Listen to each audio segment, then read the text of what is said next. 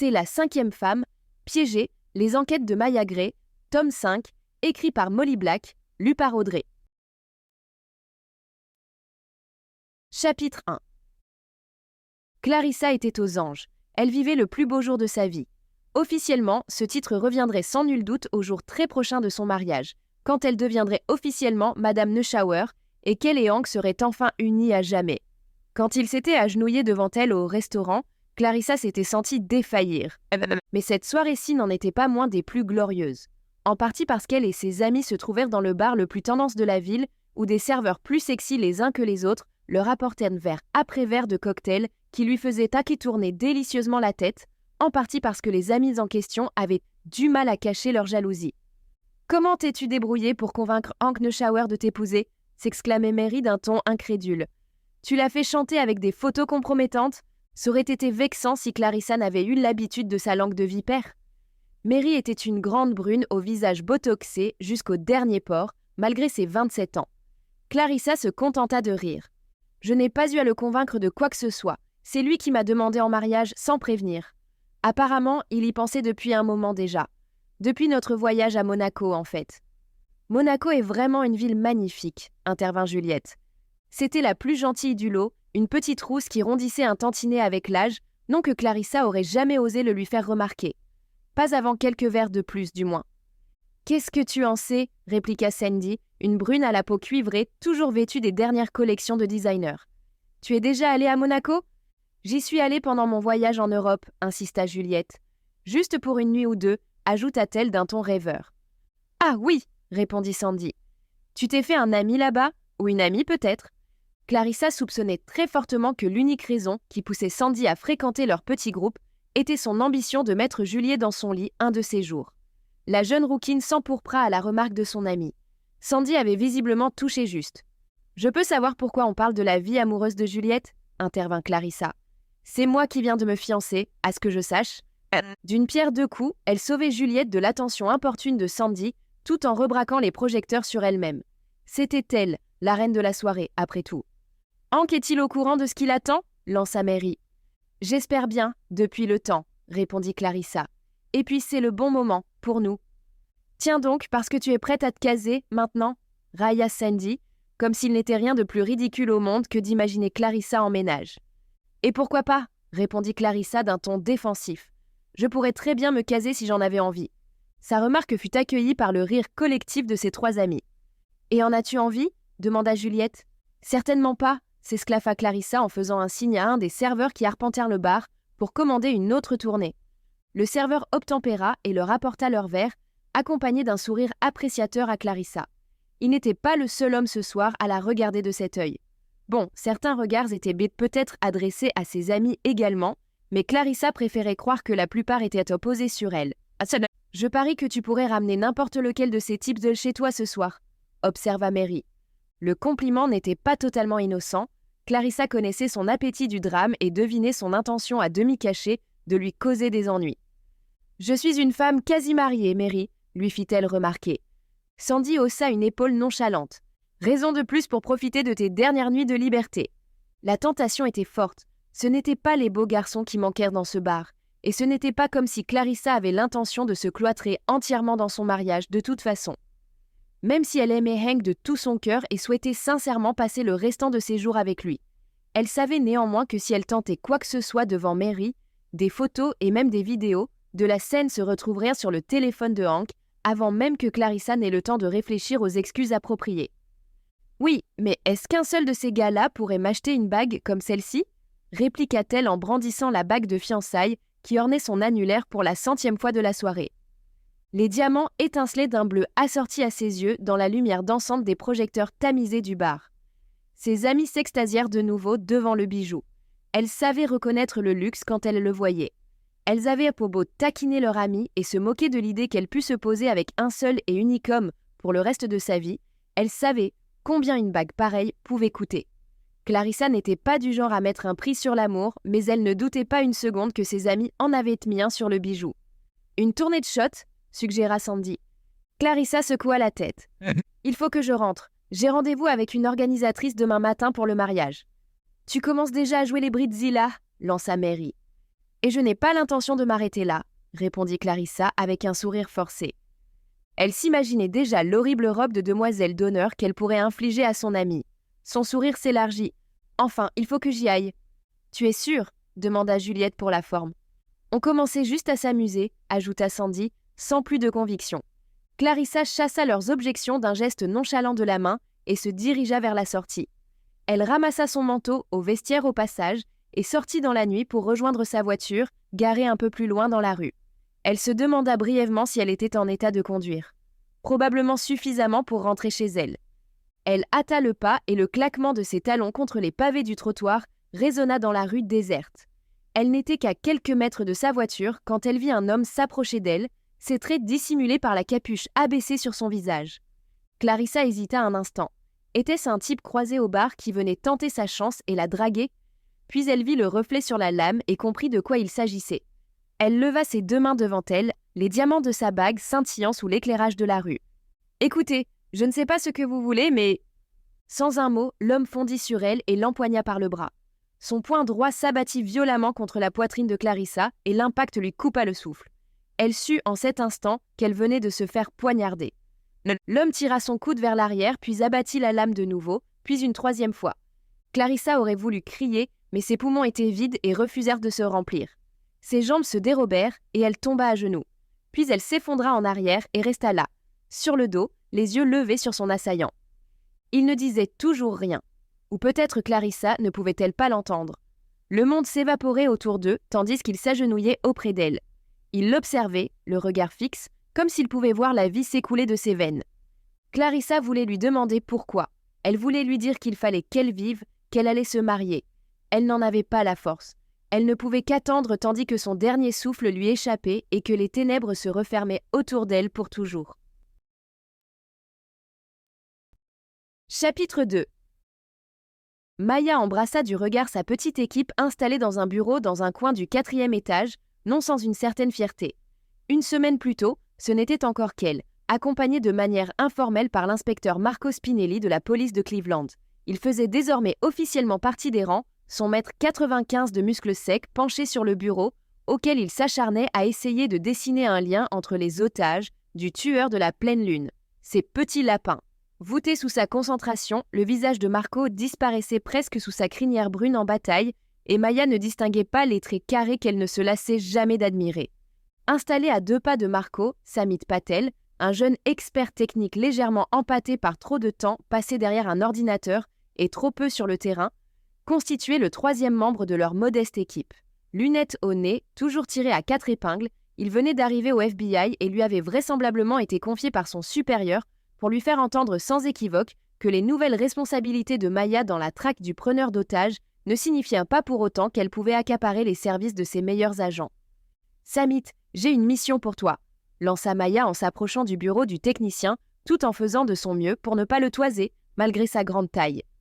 L'allure constamment impeccable de Samit la forçait à faire attention à sa propre apparence, et elle s'était surprise ces derniers temps à vérifier que ses pantalons de tailleur n'arboraient pas de taches de café inopportunes et que ses longs cheveux bruns étaient soigneusement tirés en arrière, dégageant ses traits anguleux. « Oui, agent de Grey ?» Le ton de sa voix faisait sentir à Maya le poids des années qui les séparaient.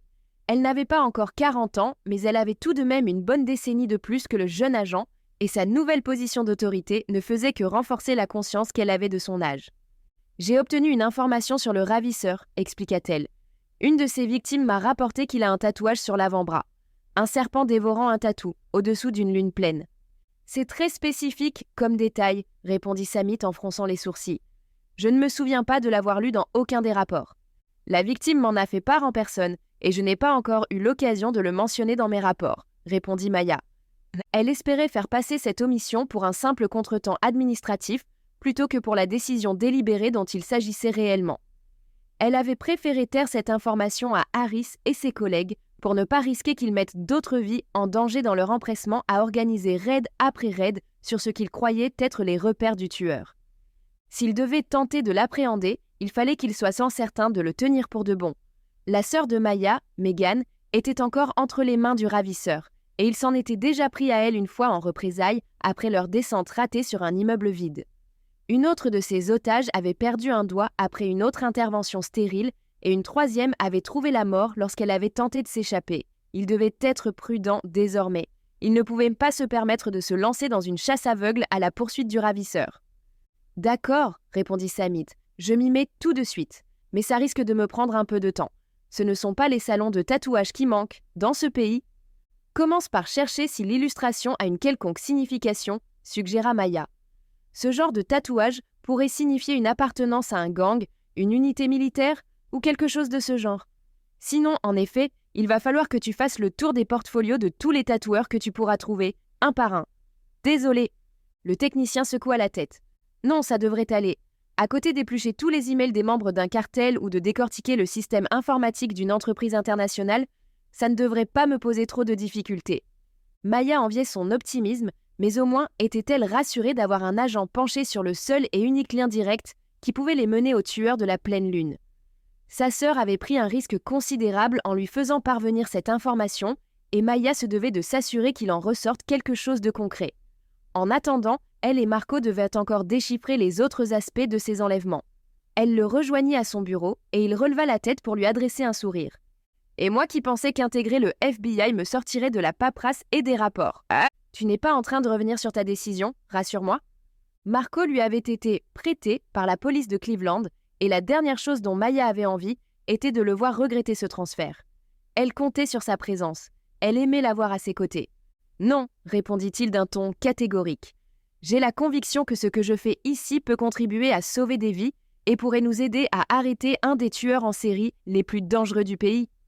Maya lança un regard appuyé en direction de Samit pour rappeler à Marco que leur jeune collègue ignorait encore ce qu'ils savaient tous les deux, que le ravisseur était en réalité le tueur de la pleine lune. En supposant qu'un de ces dossiers nous mène à lui, dit-elle en laissant entendre qu'ils opéraient toujours selon l'hypothèse que le ravisseur cherchait à retrouver le tueur de la pleine lune à travers ses crimes laissés non résolus. C'était encore un détail qu'elle avait jugé bon de ne pas inclure dans ses rapports à son supérieur. « Ça vaut toujours la peine de chercher, » répondit Marco, saisissant l'allusion.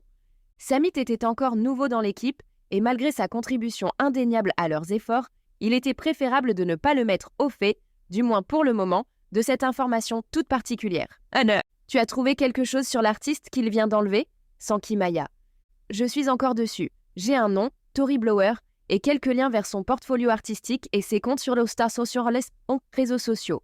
La vingtaine, étudiante en beaux-arts, elle s'est fait enlever juste devant la galerie où devait avoir lieu sa toute première grande exposition. Des nouveaux contacts apparus récemment sur ses réseaux sociaux. Le tueur de la pleine lune devait bien procéder d'une certaine façon pour sélectionner ses victimes. Il n'était pas inenvisageable qu'il les traquât d'abord en ligne jusqu'à trouver celle qui répondait exactement à tous ses critères. « Personne qui ne me saute aux yeux, » répondit Marco. « Pas de nouveaux amis ou abonnés qui n'aient en l'air de faire partir de sa vie réelle. Je ne pense pas que le ravisseur s'y prenne de manière aussi ostensible. » Marco n'avait pas tort. Le tueur de la pleine lune savait s'y prendre pour effacer ses traces et ne rien laisser derrière lui. Ils avaient beau avoir déjà arraché plusieurs femmes à ses griffes, ils ne disposaient toujours que des informations les plus infimes sur son compte. Et la moitié des renseignements qu'ils avaient cru avoir découverts s'étaient révélés avoir été implantés par leurs tortionnaires dans l'esprit de ses victimes, dans le but d'éclipser tout autre détail dont le FBI pourrait se servir pour remonter jusqu'à lui.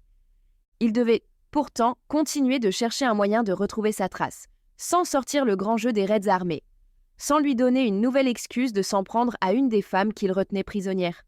Maya s'assit à côté de Marco et s'efforça d'ignorer la proximité de son corps. Leur relation devait rester professionnelle. Ils avaient une mission à accomplir, des vies à sauver. Et pour cela, ils devaient en se concentrer sur l'enquête et laisser de côté leurs sentiments. Elle se tourna vers l'écran de l'ordinateur. Marco avait ouvert les fichiers sur les femmes dont il savait qu'elles avaient été enlevées par le tueur de la pleine lune et naviguait de l'un à l'autre à la recherche d'un élément commun à toutes. Maya connaissait leurs noms par cœur désormais. Lisa, Gabi, Katia, Carmel, sa sœur Megan. Et maintenant, cette jeune artiste, Tory. Au premier jour de l'enquête, les profils de Lisa Carty et de Megan avaient convaincu Maya que le ravisseur s'en prenait à des jeunes femmes aux ambitions artistiques. Puis petit à petit, il était devenu manifeste que toutes les victimes ne correspondaient pas à ce critère. Et Maya recherchait depuis tout autre indice qui pouvait suggérer un lien entre toutes ces femmes. Toutes s'étaient trouvées dans une situation les rendant vulnérables à cet enlèvement, mais chacune de façon différente.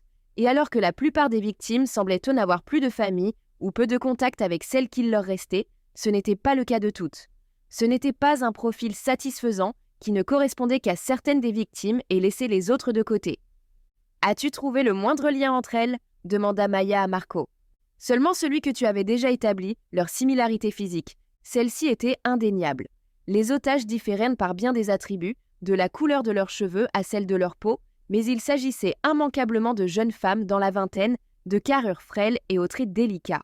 Peut-être cette similitude suffisait-elle au tueur de la pleine lune. Peut-être n'avait-il besoin de rien d'autre pour arrêter son choix sur ces femmes. Mais Maya ne pouvait se résoudre à se satisfaire de cette explication.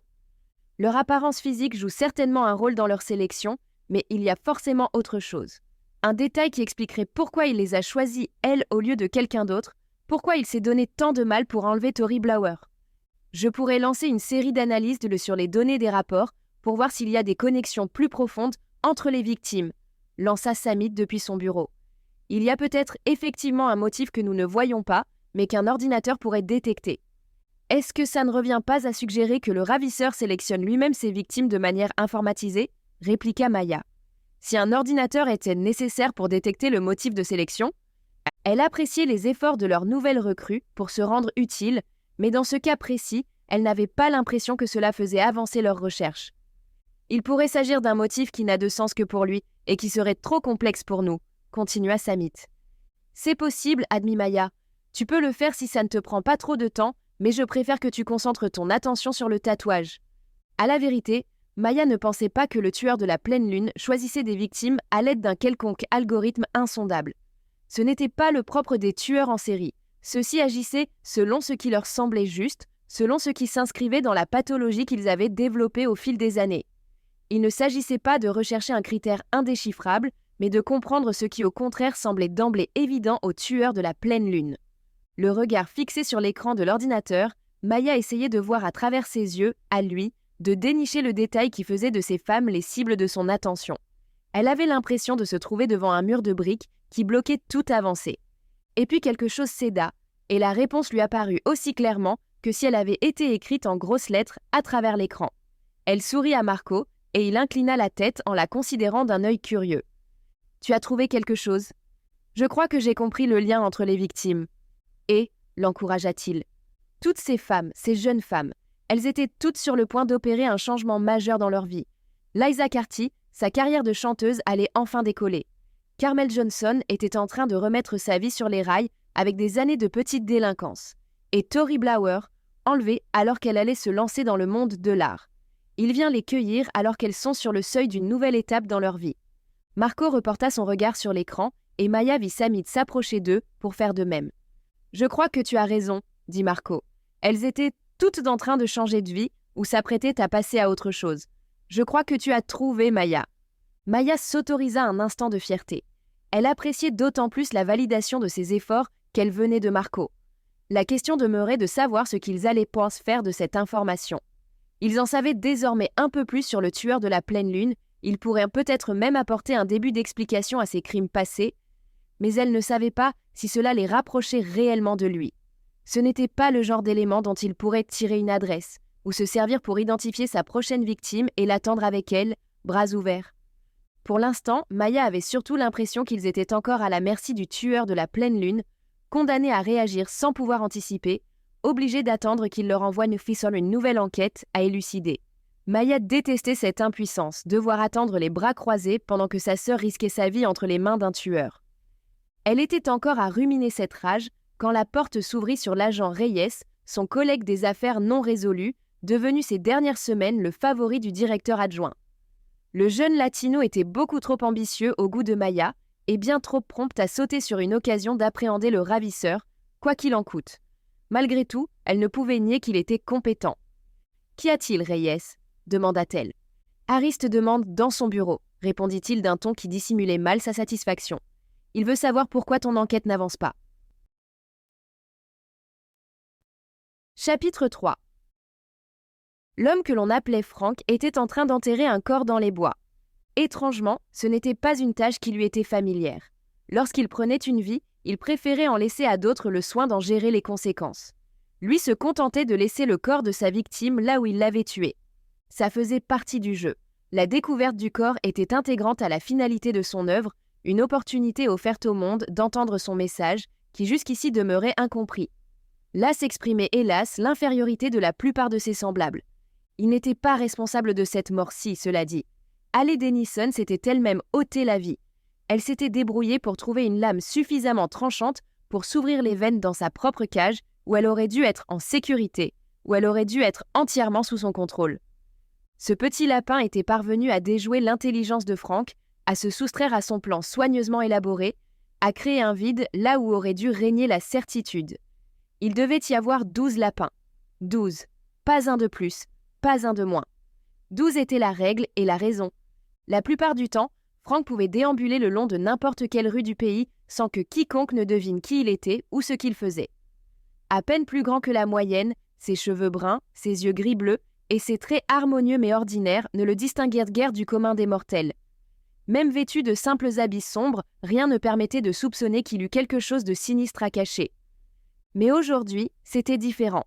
Aujourd'hui, la fureur, glaciale, bestiale, se lisait dans chaque ligne de son visage, tandis qu'il creusait la tombe qui deviendrait celle de Haley Denison. C'était le 2e lapin qu'il perdait en 2 semaines, chaque fois par la faute de leur propre stupidité. Celle-ci s'était donné la mort et Carmel avait tenté de s'enfuir, ne lui laissant d'autre choix que de la tuer. L'une comme l'autre avait agi sans le moindre égard pour Frank et les conséquences que leurs actes auraient pour lui, pour les difficultés qu'elles allaient lui causer. Il leur avait pourtant dit, à toutes, qu'elles faisaient partie de quelque chose de bien plus important, de bien plus complexe.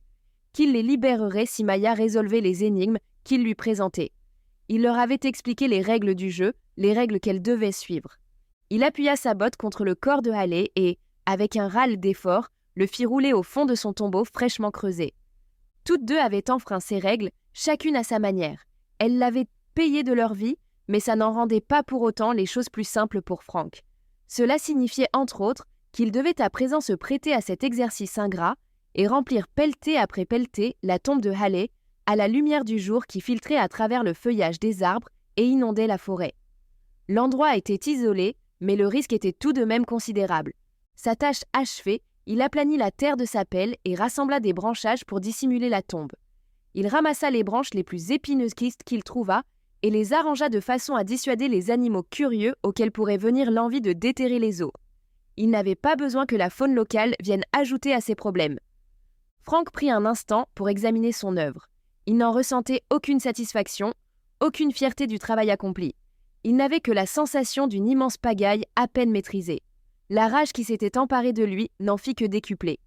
Il tourna les talons et s'éloigna d'un pas furieux dans la forêt, veillant à emprunter un circuit détourné afin que, dans l'improbable éventualité où un chasseur ou un randonneur l'apercevait, on ne puisse retracer ses pas jusqu'à l'endroit où était enterré le corps. Il n'avait aucune envie d'ajouter un cadavre de plus au compte, quand le premier déjà n'était pas prévu, ne faisait pas partie du plan. Le plan était primordial, pour lui et pour Maya Gray. Même si elle n'en voyait pas encore toute la finalité, elle était prisonnière de ses fils comme un insecte dans une toile d'araignée. Frank supposait qu'il devait s'estimer heureux que c'était un autre de ces petits lapins qui s'était tué, et pas la sœur de Maya, Megan. Voilà qui aurait réellement mis une pierre dans l'engrenage délicat de son œuvre. À l'idée de la catastrophe à laquelle il avait échappé, un rare sentiment de panique traversa furtivement sa poitrine. Il se dépêcha de retrouver son chalet. Vu de l'extérieur, la scène était bucolique, le chalet de bois rond dressé au milieu d'une clairière parsemée de fleurs sauvages où gambadaient des lapins autrement plus littéraux que ceux qu'il collectionnait dans son sous-sol. La bâtisse était spacieuse, agrémentée d'un étage entouré d'un balcon d'où Frank disposait d'une vue imprenable sur la clairière et la forêt environnante. Des caméras soigneusement dissimulées tout autour se chargèrent du plus gros de la surveillance. Il poussa la porte d'entrée et se retrouva dans le salon parmi les meubles artisanaux, les tapis tissés à la main et la poignée de trophées de chasse qui en ornaient les murs. Il resta là un instant, s'efforçant de calmer ses nerfs à vif, mais il avait trop à faire pour l'embiner ainsi. Il se dirigea vers la trappe qui menait à son bunker. Il s'arrêta au bas de l'escalier pour enfiler son masque et ses gants. Il avait déjà un couteau et un revolver dans sa ceinture. Il ne s'embarrassa donc pas du pistolet électrique qui reposait sur une étagère à côté de la porte. Il ne prit pas non plus la peine d'emporter à manger pour ses lapins. Il n'était pas d'humeur à perdre son temps avec elle aujourd'hui. Il déverrouilla l'imposante porte de métal qui menait au reste du souterrain. Des néons clignotaient au plafond du réseau de tunnels qu'il avait creusé pour bâtir son bunker. En d'autres circonstances, à cette heure-ci, ces lapins auraient pu déambuler le long des couloirs à leur guise. Mais Frank les gardait enfermés dans leur clapier depuis la mort de leur compagne. C'est là qu'il les trouva, faibles formes solitaires recroquevillées sur elles-mêmes derrière les barreaux de leur cage. Elles auraient dû être 8 de nouveau, à présent qu'il avait ajouté Tory Blower à leur nombre, mais grâce à l'acte désespéré d'Haley, ce ne furent que 7 visages seulement qui se tournèrent vers lui quand il entra dans la pièce. La terreur se lisait dans leurs regards, pauvres petites choses délicates et fragiles, exactement le genre de proie qui se prêtait si parfaitement à ces autres. Activité. Seulement, rien dans toute cette affaire n'était parfait. Oh, bien sûr, sa chère Maya faisait un travail admirable, mais pour ce qui était du reste, il avait dû faire face à bien plus de variables inconnues qu'il ne s'y était attendu. Il se flattait d'être capable de garder le contrôle à chaque instant, de savoir, d'anticiper, en toutes circonstances. Et pourtant, la situation avait largement dévié de ses plans. Ce qui avait le don de le mettre en rage. « Vous avez l'intention de nous garder dans ces cages pour toujours ?» lança Megan Gray depuis son clapier. Frank fit volte-face et la fixa de son regard d'acier à travers son masque. Megan eut un mouvement de recul. Elle le craignait. Bien, c'était dans l'ordre des choses. Il l'avait frappée, longuement et précisément, en représailles pour les erreurs de sa sœur. Elle en avait gardé une saine terreur de lui. Mais alors même qu'il se faisait cette réflexion, il vit Megan redresser les épaules et se lever pour lui faire face, un air de défi sur le visage. Frank fit un mouvement vers elle, puis se reprit à grand mal, se forçant à se rappeler combien il avait besoin d'elle, de ce petit lapin en particulier. De tous. Il lui en fallait plus. Un de plus, très exactement. Vous resterez dans vos clapiers jusqu'à ce que je sois certain que vous n'allez pas faire quelque chose de stupide, grinça Frank. J'ai essayé de vous laisser libre d'aller et venir dans votre terrier. J'ai essayé de prendre soin de vous, mes lapins, mais vous avez refusé ma gentillesse. 2 d'entre vous ont enfreint mes règles. Je n'ai pas l'intention de laisser ça se reproduire. Il tourna les talons et s'éloigna vers la salle de commande au cœur du bunker, abandonnant ses lapins à leur sort pour le moment. Plus tard, peut-être, il pourrait se résoudre à redevenir l'hôte charmant qu'il s'était efforcé d'être pour elle, à les nourrir et s'occuper d'elles comme il était nécessaire de le faire s'il voulait mener son œuvre à bien. Pour l'heure, il avait plus important à faire. Il ouvrit une nouvelle porte verrouillée et s'avança dans une vaste salle circulaire. Une gouttière d'évacuation était percée au sol, juste au-dessous d'un crochet fixé en plein centre du plafond voûté, attendant sagement la prochaine victime dont il aurait à se débarrasser. Il se devait d'être prêt à toute éventualité. La majeure partie de la pièce était occupée par un mur d'écran de surveillance retransmettant en permanence des informations des 4 coins du pays. Aucun ne diffusait présentement des images de Maya, mais le mouchard installé sur son téléphone transmettait un fil audio continu qui lui apprenait tout ce qu'il avait besoin de savoir. Frank ne lésinait pas sur la surveillance. Il s'installa dans le grand fauteuil de cuir qui faisait face aux écrans et retira son masque qu'il jeta dans un coin d'un geste agacé. La raison de son agacement était bien simple. Il ignorait quelle devait être la prochaine étape. Du moins, il n'en avait pas encore élaboré les détails. Il savait, naturellement, ce qu'il devait faire. Il devait remplacer Haley Denison. Mais il n'avait pas encore déterminé la méthode exacte qu'il allait suivre. Il venait déjà d'utiliser le plan de contingence qu'il avait établi au cas où un de ses lapins viendrait à manquer. Devait-il déjà en trouver un autre? À peine venait-il d'acquérir Tory Blower? Encore une complication dont Frank se serait bien passé. Il commença par faire le tour des sites internet habituels à la recherche d'une nouvelle candidate convenable. Les critères de base n'avaient rien de bien compliqué, de sexe féminin, l'âge et l'apparence qu'il affectionnait. Mais s'il n'y avait eu que cela, Frank n'aurait pas eu à prendre tant de précautions pour passer à l'acte. C'était après ce premier filtrage que les choses se corsaient. Il devait trouver celle qui répondait à son exigence la plus cruciale, celle qui était sur le seuil d'une nouvelle étape de sa vie. La plupart des gens avaient tendance à annoncer ce genre d'événement après coup, une fois le grand moment passé. Frank devait donc redoubler ses efforts pour trouver les cibles qui lui convenaient. Mais son travail ne s'arrêtait pas là. Il ne suffisait pas à sa victime potentielle de correspondre au profil qu'il recherchait, encore fallait-il qu'elle fût adéquatement vulnérable. C'était tout particulièrement vrai pour ces lapins. Par certains aspects, les enlèvements étaient bien plus compliqués qu'un simple meurtre. Pour tuer, Frank n'avait besoin que d'un bref instant durant lequel sa victime se trouvait seule. Un enlèvement réussi nécessitait davantage de préparatifs. Une stratégie soigneusement élaborée qui laisserait à penser que la jeune femme s'était tout bonnement volatilisée. La victime idéale n'avait pas d'entourage à qui elle manquerait dans l'immédiat, ce qui laissait à Frank le temps de la faire disparaître avant que la police ne se lance à sa recherche. Trouver celle qui cochait toutes ces cases demandait un travail assidu, mais Frank en avait l'habitude, et il parvint rapidement à réduire considérablement le champ des possibilités. Il contemplait une série de photos sur son écran. L'une d'elles se détachait du lot. Une jeune femme, blonde, au sourire ravageur. Claire Rainford.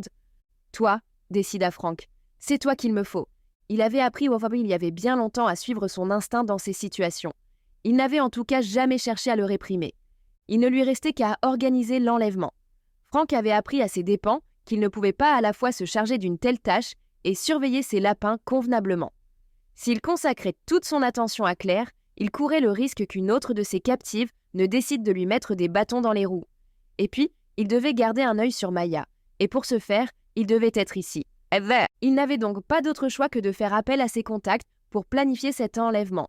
Cela ne le dérangeait pas.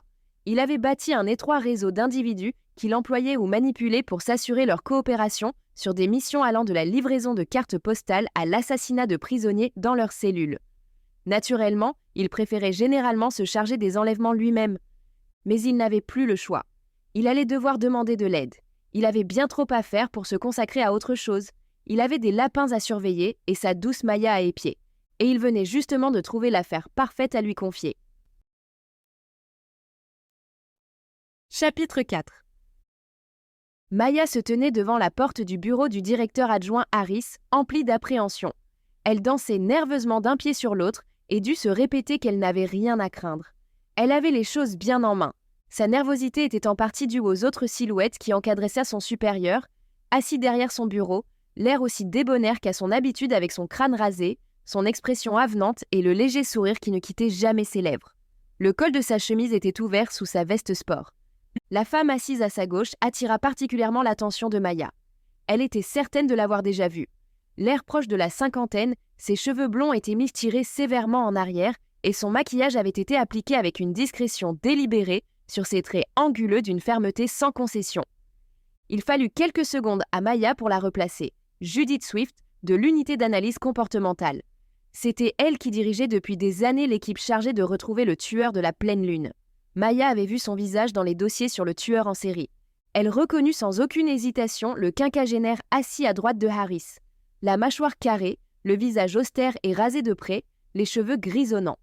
Un drapeau américain épinglé au revers de sa veste et un stylo entre les doigts de ses mains de géant complétèrent le tableau. Le directeur Adams, le supérieur de Harris, était là. Quand d'ordinaire, Maya aurait été ravie de voir son chef prêter attention à son travail, un tel degré d'attention n'était pas entièrement rassurant. La présence de ces deux hauts gradés dans leur service ne présageait rien de bon. « Entrez !» lança Harris quand il aperçut Maya qui attendait à sa porte. Maya obtempéra.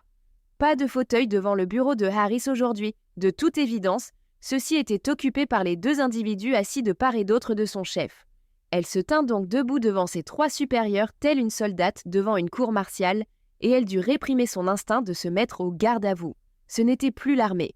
Elle était au FBI désormais, et Maya avait pleinement confiance en ses propres compétences. « Gray, voici le directeur Adams et l'agent Swift. Ils sont ici pour voir où en est notre affaire d'enlèvement. » Il avait dit ces mots avec une nonchalance totalement inappropriée à l'exceptionnalité de la situation. L'attention du directeur du FBI était normalement accaparée par les budgets et les priorités stratégiques de l'agence. Ses interlocuteurs habituels étaient le président lui-même et ses directeurs adjoints à la tête des différents services du bureau. Il ne s'impliquait pas personnellement dans les enquêtes de ses agents.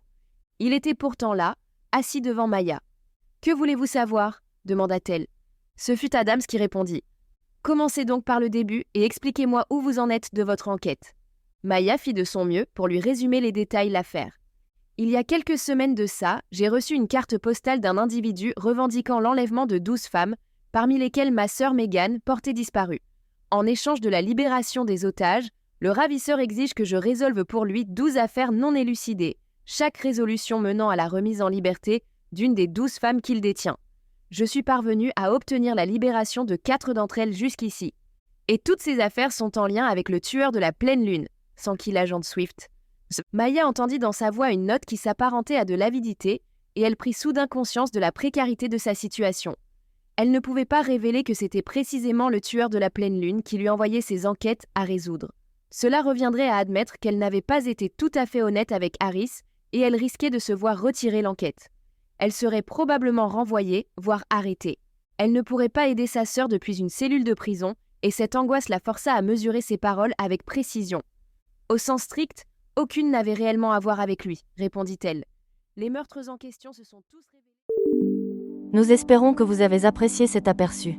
Pour continuer à écouter ce livre audio sur Google Play Livres, utilisez le lien dans la description de la vidéo.